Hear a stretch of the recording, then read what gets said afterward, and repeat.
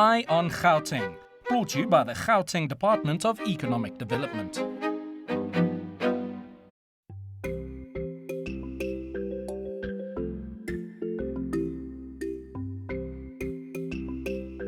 Visual arts is the latest buzz, with Gauteng's Department of Arts planning to provide extra support to this sector. The constant struggles faced by artists from music to dance is something that needs adjusting. For many art forms, exposure is the starting point. YFM, a Gauteng-based radio station, is doing its part to give local musicians the much-needed airplay. Without local music, without local or musicians and local musicians to be exact, we don't have the following or the fan base. The Department of Sport, Arts and Culture has helped actually bring that to the fore, purely on the level that we've uncovered all of these artists and are now playing them in normal rotation. So yes, to the public, it has grown. Is it prevalent? Maybe not as much noise has been made about it, but it's through initiatives like this one that helps make people aware of what's being done and what has been done.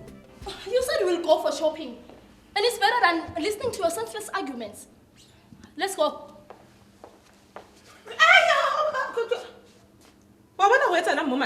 She's hardly here for 10 minutes and already we are fighting. She snaps her fingers and you jump. I'm waiting. For some artists, all it takes is a small victory. After winning Best Production at the Ishashalazi Theatre Awards last year, the cast and writers of Weekend Nightmare have received a lot of attention, and as a result will be the opening act at this year's Theatre Awards. There was a lot of attention, yes.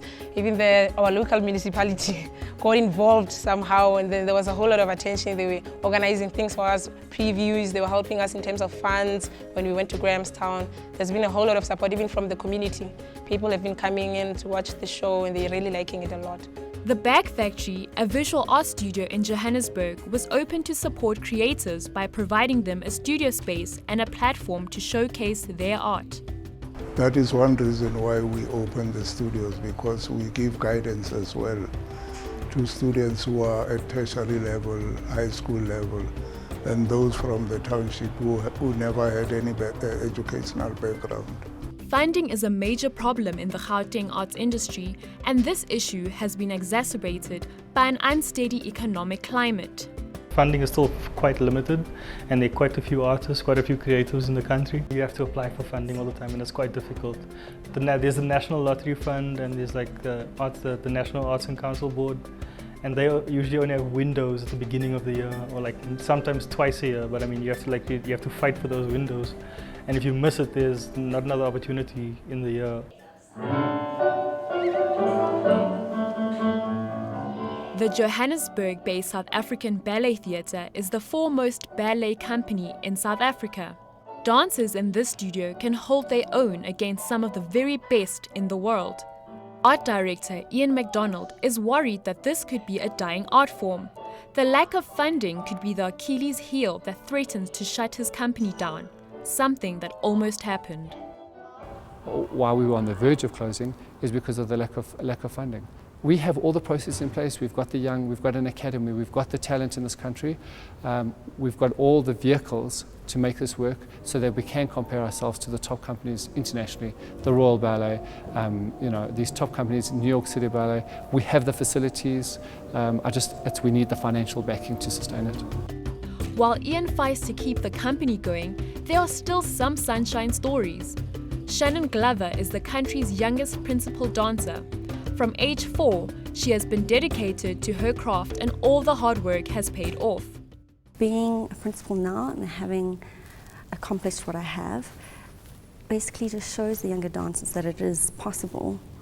Within the last 8 years, the things I've experienced and the ballets I've been able to do have made me grow as a person. And I just think for the younger generation to know that it is a possibility, that if you put your mind to it and you work really hard, you will eventually get there. In an industry where there's no in-between, where you either make it or don't, is a career in the arts viable? As a career, I'd say don't quit your day job. That's what I'd say. Younger dancers shouldn't be scared about ballet. They look at it and they think it's too hard or too much hard work. But if you have that love and that passion, it's not too much hard work. You know, if it's a dream that you have to go and get it. You know, no one's going to give it to you on a platter. I think every little girl should do ballet.